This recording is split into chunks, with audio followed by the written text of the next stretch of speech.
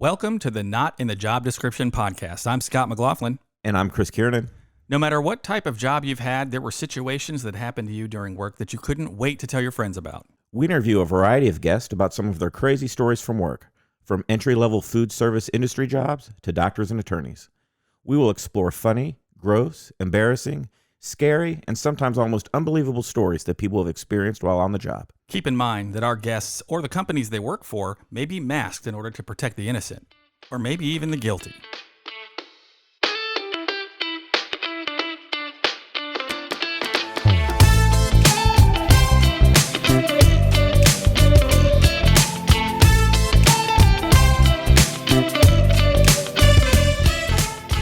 On today's show, we talked to our friend Jeff about being a firefighter.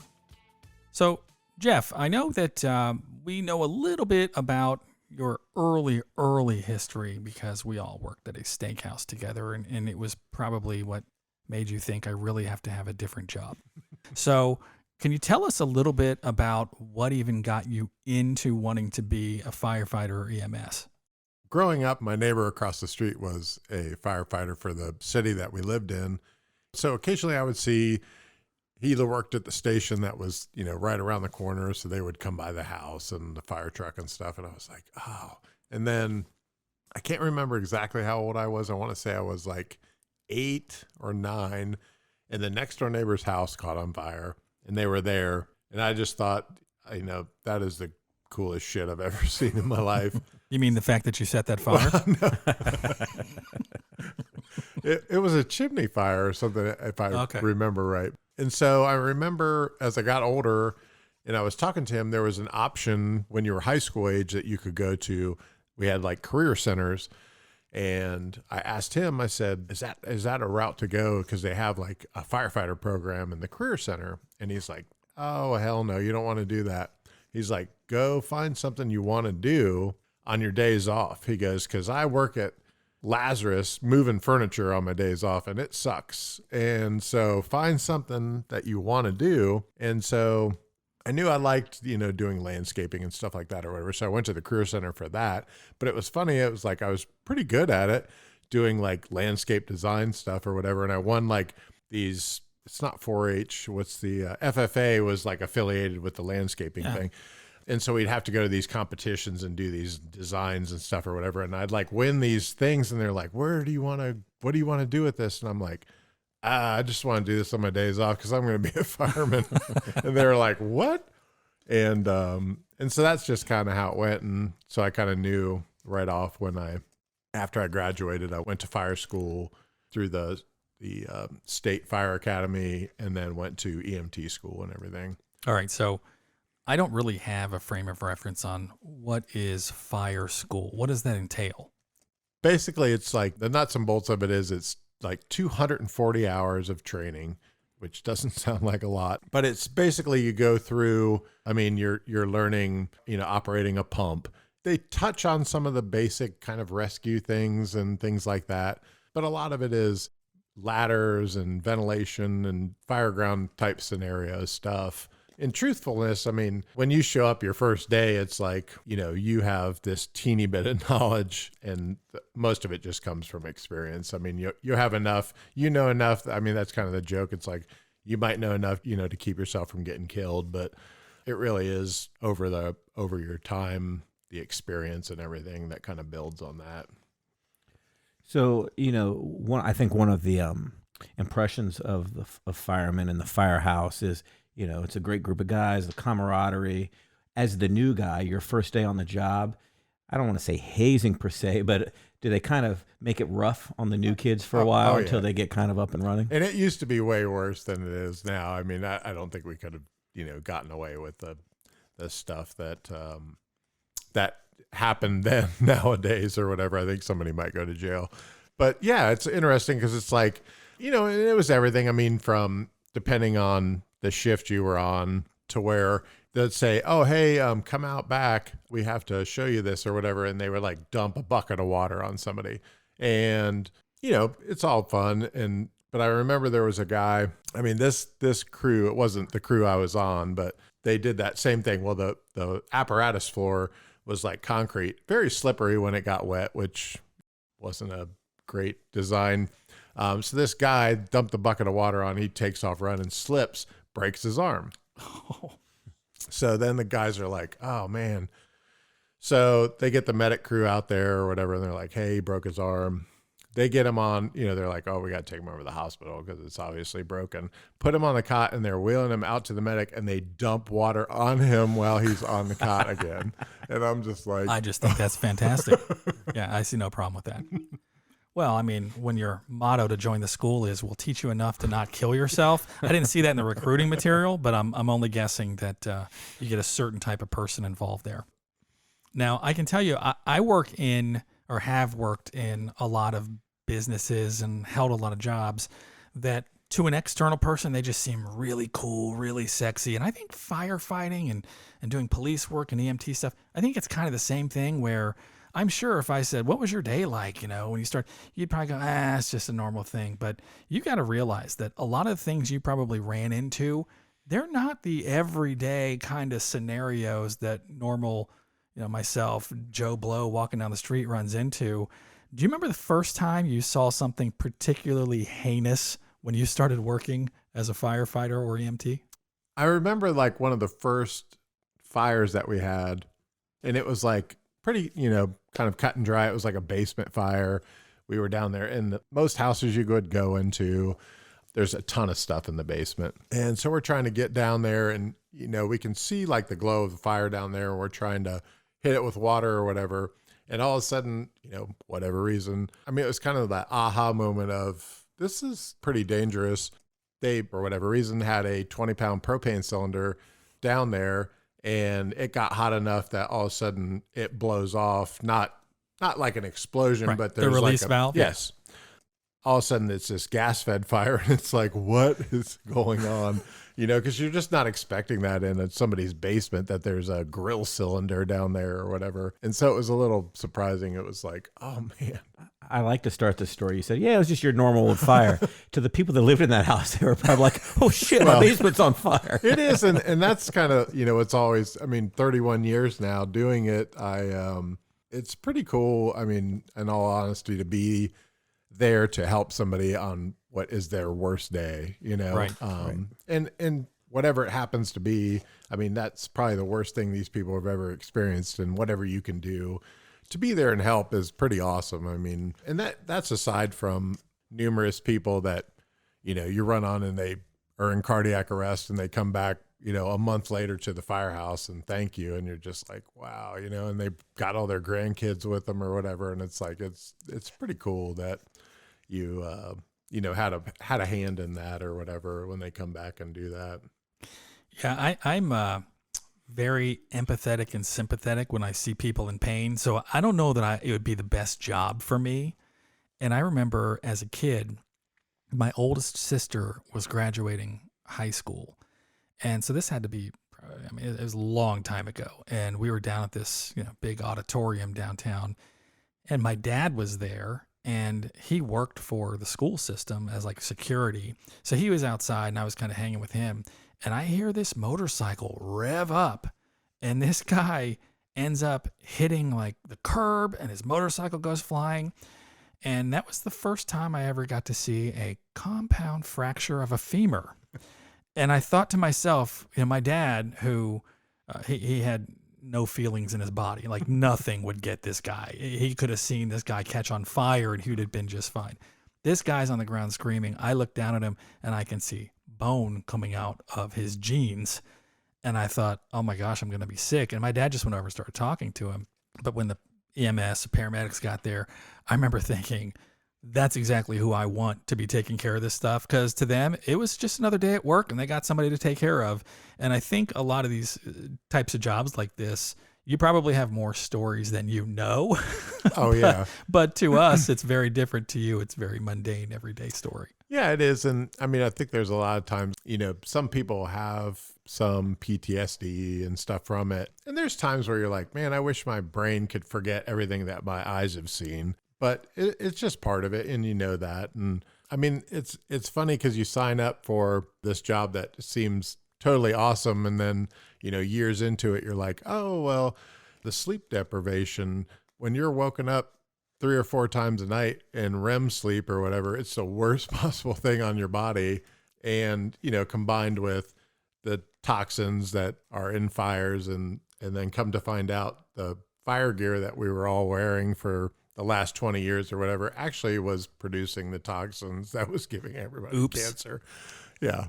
So yeah, everything, a lot of stuff, like I said, happens, and to the normal person or, somebody outside of the fire service would be like, wow, that's crazy. And it's just like, yeah, it was just one of the runs during that particular shift. But yeah, it's different, and every day is kind of different. You always, you never know what you're going to show up on. I mean, you get woken up at 3 o'clock in the morning and it's like, a report of a house full of gas, and you get there, open up the door of the truck, and it smells like a skunk was right there on the curb. And it's like, you walk up to the door and you go, hey, can you come outside real quick? Smell Is this the smell you smell? And they're like, yeah. And it's like, okay, that's a skunk.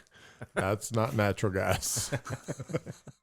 At least those you get to go back and get in bed. Well, that brings me to a question, though. What is the normal schedule for somebody who is a firefighter? So, it varies coast to coast, but pretty much kind of in the Midwest, we do 24/48s. So we have a 3 platoon system. And so you'll work 24 hours straight. So you go in at like 7 or 8 a.m. and work till 7 or 8 a.m. the next day. And then you're off for 2 days, which to a lot of people, they're like, wow, that's got to be weird but after doing it for 31 years, I couldn't imagine doing another schedule. And it's pretty nice, because you can take 1 day off and have 5 days off. And it's the weirdest thing to me is like, if I asked you what's the busiest night, what nights do you think we don't sleep at the firehouse? I'm guessing weekends. Right. Sunday and Monday. Don't ask me why. People get too loose, maybe. I think, we have a ton of EMS calls on Sunday night because everybody waited all weekend going, oh, I hope this chest pain goes away. And then it's like, oh, I'm supposed to work tomorrow. Yeah, I can imagine that now that you mention it. Yeah, I've had many of those nights. But yeah, it's crazy. It's like Sundays and Mondays. They're thinking about going back to work. That's what it is. Yes.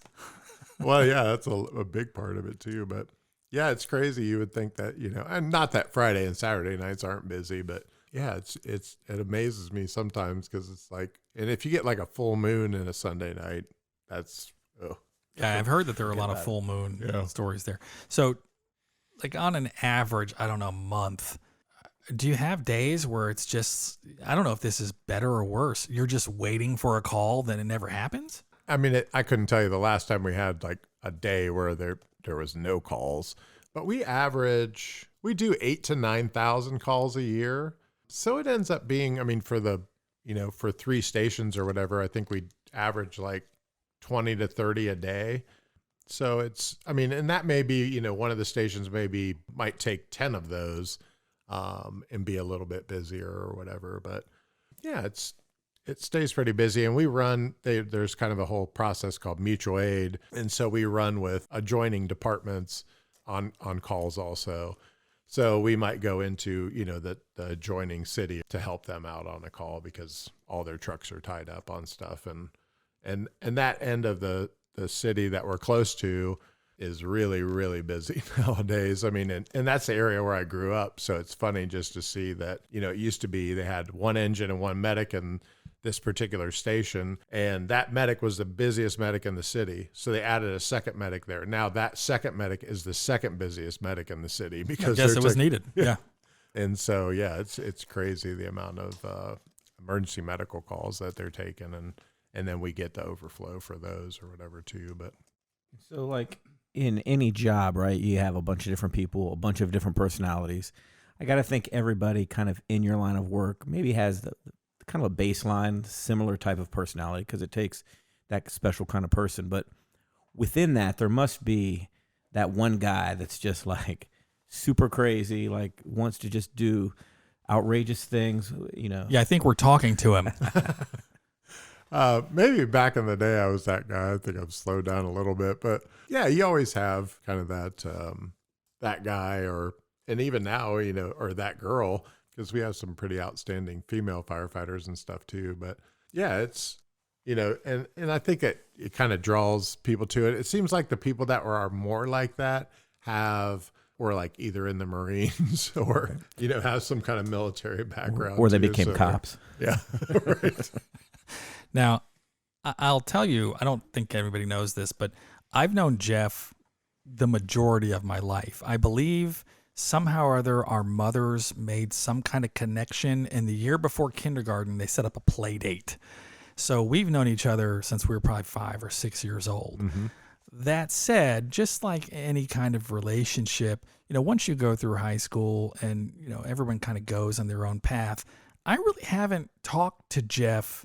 Gosh, it's probably in 30 years, we probably talked 2 or 3 times. I mean, it's not like we're that close from that perspective. We just have that lifelong friendship. But Jeff, do you remember trying to recruit me at a fire scene?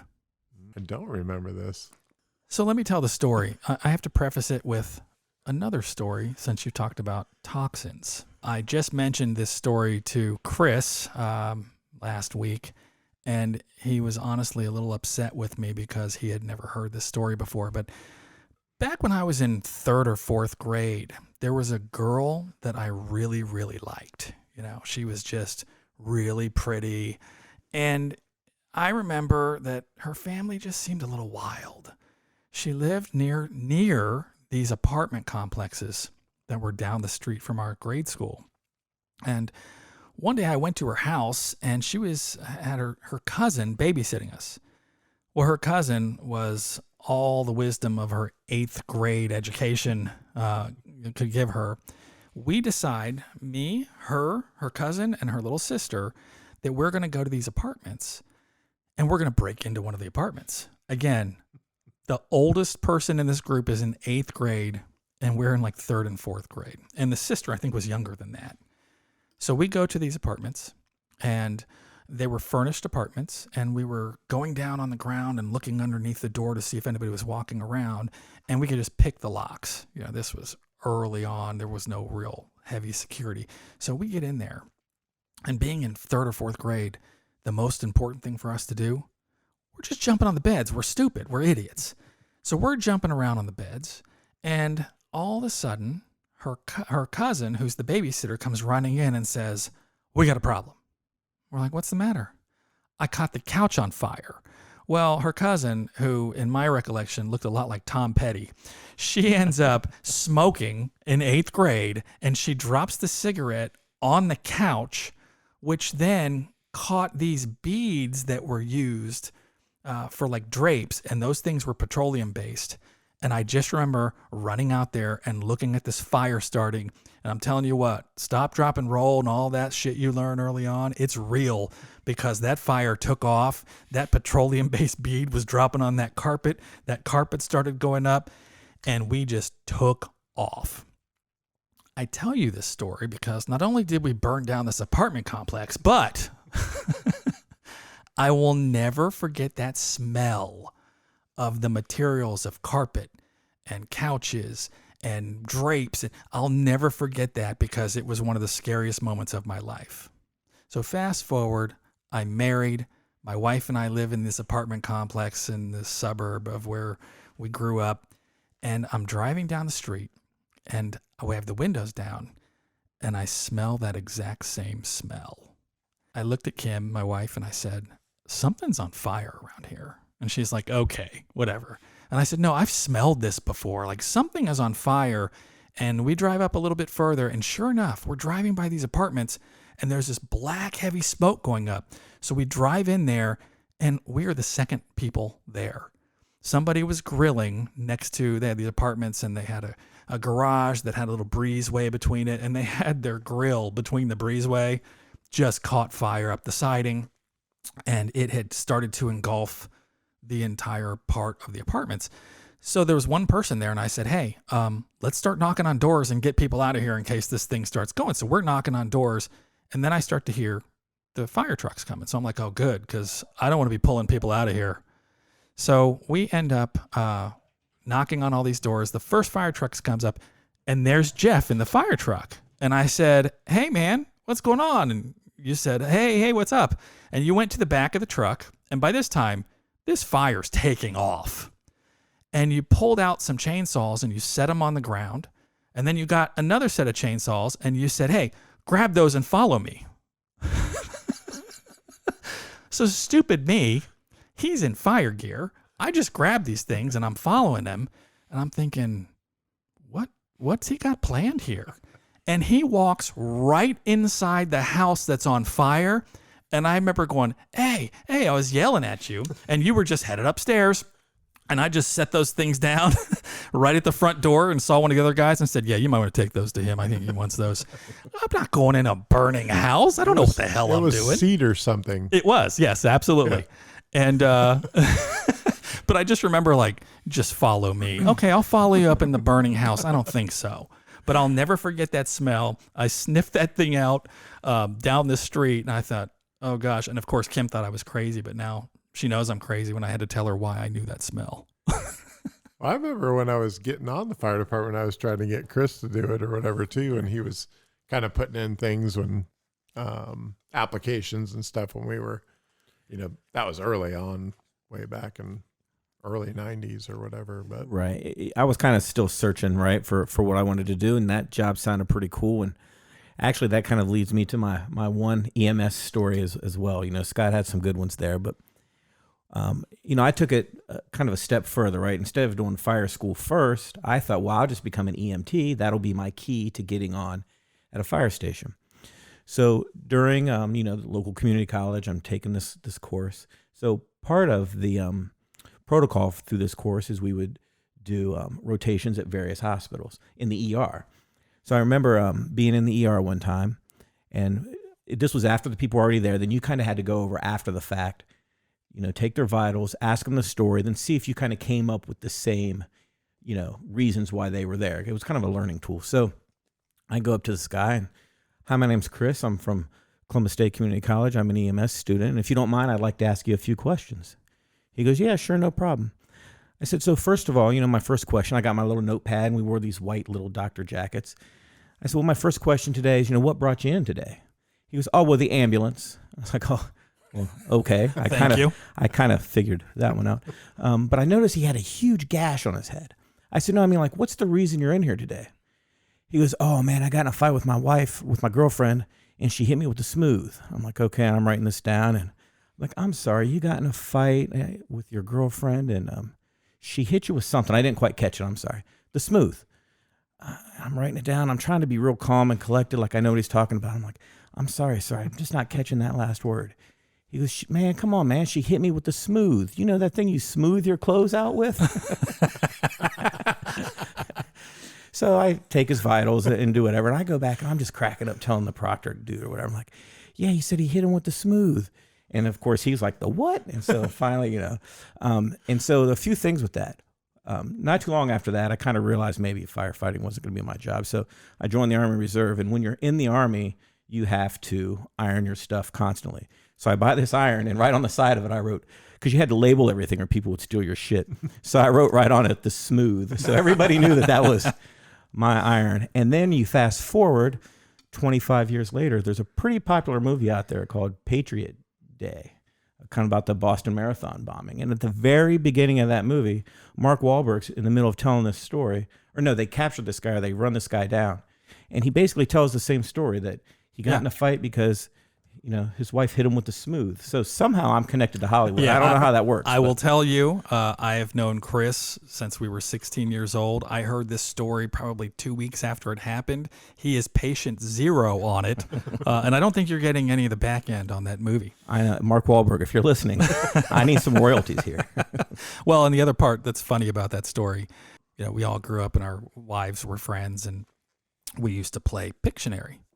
Well, there was a time when, when you pull out that card and it came up as smooth. I mean, think how hard smooth is in Pictionary. Not in this household. No, it was very quick. So yeah, you made a Pictionary game a lot easier. Thank you. So Jeff, I know that you do a little bit of both firefighting then and EMS. And I think for the most part, people that are kind of there at the firehouse, they maybe have a special job, or, they're either on the engine or they're on the medic or whatever. But what is kind of the most common call, I guess? I mean, obviously the engine, it's going to be house fires. And I do know that they assist on medical emergencies and car accidents. But for the most part, what's probably the number one call that an EMS would go out on?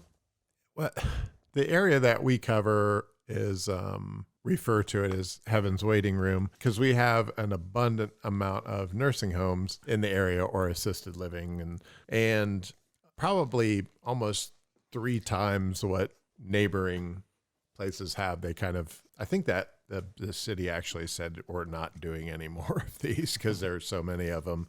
So we do get a lot of like that geriatric, elderly, hip fractures, stuff like that. But it's, again, it's the beauty of it is like, you just never know, from day to day. It's like you might go to one of those places and all of a sudden it's like, oh, this guy shot himself, like putting his gun on. And it's like, I was not expecting, this when we showed up here. So you get the run to the geriatric home, and in your mind, you're preparing for, okay, probably some chest pain, maybe a diabetic Right. issue. And then you get there and he shot a hole in his leg. Right.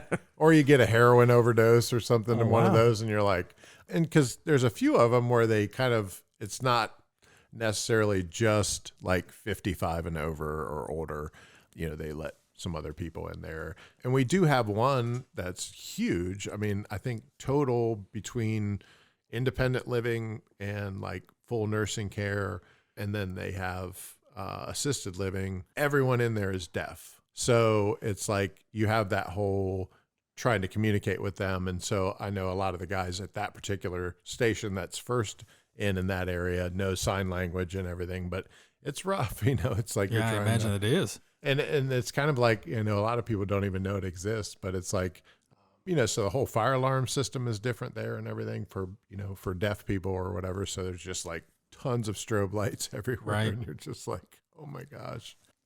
But yeah, I mean, it's, in any given day, just the other day we had a guy 9 a.m. in the morning, just outside the local hospital by the parking garage, overdosed on heroin, gave him Narcan, took him over to the ER. Come, I don't know, 12. It was lunchtime. Same spot, same guy, overdosed on heroin again. And it's like, dude, I don't know what it is you're using, but stop. 4 p.m. He had made his way all the way to the local pharmacy that's on the corner, the CVS pharmacy. Same thing. And Wow. It's just like, I'm like, dude, 3 times, man. I go, there's no guarantees after this. I go, we should have a 3 Narcan limit, but I don't Yeah, think that poor soul, man. People, you talk about things addictive. Did you take him to the hospital each time? Yeah. So he was already out and back in 24 hours 3 times. Yeah, It's and pretty these guys impressive. know to sign themselves out. Right, They'll stay as long as they absolutely have to and get out. And I mean, some of them, it's like you'll talk to them and man, they just have terrible backstories. Of course. It's like they didn't stand a chance. But Yeah, those drugs are a really fun, escape from life for a while, but you recognize after a while, these guys aren't doing this stuff for fun. Yeah. They're doing it because they want to feel even the least bit normal. And that's just a horrible way to live. I feel for those guys. yeah, and there is a lot. I mean, and we'll kind of get those trends of that kind of come through. And so you might have 2 or 3 shifts or where you have 4 or 5 overdoses because it's like, oh, you guys must all be getting this from the same person, and it's a bad batch. So it's like Right. that somebody laced that with some fentanyl or something in there. But yeah, to do it 3 times in a day, I'm like, dude, just go get whatever you got to get somewhere else and throw that stuff away because this is not working. I go, one of these times somebody's not going to see you and we're not going to get to you in time. Yeah, it's pretty rampant right now. So that's not too uncommon that a lot of people don't get caught until after it's too late. Yeah. I had a really cool thing where the UPS guy in my neighborhood, and this has been a number of years ago or whatever, he pulls up and was bringing a package. And he's like, he looks at me and he goes, "You don't remember me, do you?" And I'm like, I don't. I go, did I know you from somewhere? And he's like, I was homeless. And he goes, I was living, there used to be a restaurant. I think it was actually like a catering thing or whatever. It was a Schmitz. And he was living kind of behind there. The place had shut down. And we actually ran on him at a fast food restaurant out in front of there earlier. And he didn't want to go to the hospital or anything. And so we kind of gave him a ride back. He said he was staying behind that place. So we ran back over to the hospital and got a bunch of blankets out of the heater there or whatever and took them back over because it was pretty cold. And me and the other guy I was working with, we gave him like $50. We're like, here, man, get some food and stuff or whatever. And he goes, it took me about 1.5 years or 2 years to get out of that. And he's like, and I've been working for UPS for like 5 years now, and I got a family. Awesome. And it was cool. And I just totally shocked me that he recognized me, because I didn't. He looked totally different than he did then, obviously. Yeah, but it was cool that, it's like, man. Well, Jeff, thank you very much for sharing some stories with us today. It looks like that about wraps it up here. But before we finish, Chris, what have we learned today? Yeah, I learned don't smoke in the 8th grade and drop your cigarette on a couch. I can attest that is not a good thing to do. Jeff? I learned that it's still a great career. So if you're ever interested in being a firefighter, go do it. We're always looking for people, that's for sure. Well, then this ought to help with that, because I learned that firefighter school, like many other jobs, teaches you just enough not to get killed. So, put that on your recruitment material. All right. Well, that about wraps it up for this episode. For Chris Kiernan and Jeff, this is Scott McLaughlin saying we'll see you at work. Thank you for listening to the Not in the Job Description podcast. If you have a story you'd like to share, or if you'd like to be a guest on our podcast, please let us know by sending us an email with a brief description of your story to stories@notinthejob.com.